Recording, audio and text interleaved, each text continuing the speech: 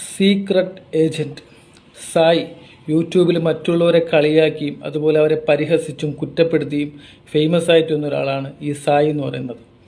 ലാലേട്ടൻ്റെ big boss എന്നൊരു പ്രോഗ്രാമിൽ ഇദ്ദേഹം പങ്കെടുത്തായിരുന്നു. നിങ്ങൾ ആലോചിക്കണം, മറ്റുള്ളവരെ കളിയാക്കുന്ന ഒരാളാണ്.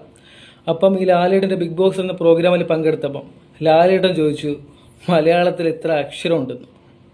അപ്പം അതിനോടുത്ത മറുപടിയാണ്, സായി എത്ര അക്ഷരമുണ്ട് മലയാളത്തില്? അയ്യോ, ഞാൻ ഇംഗ്ലീഷ് മീഡിയം. അപ്പൊ എന്നിട്ട് ലാലേട്ടൻ ചോദിച്ചു ഇംഗ്ലീഷിൽ എത്ര അക്ഷരം ഉണ്ടെന്ന്. ഇംഗ്ലീഷിൽ എത്രയുണ്ട്? മറന്നുപോയി. അയ്യോ, അറിഞ്ഞൂടാ, എനിക്കറിഞ്ഞു. ഇങ്ങനെയൊക്കെ ഇത്രയേ ഉള്ളൂ ഇവൻ.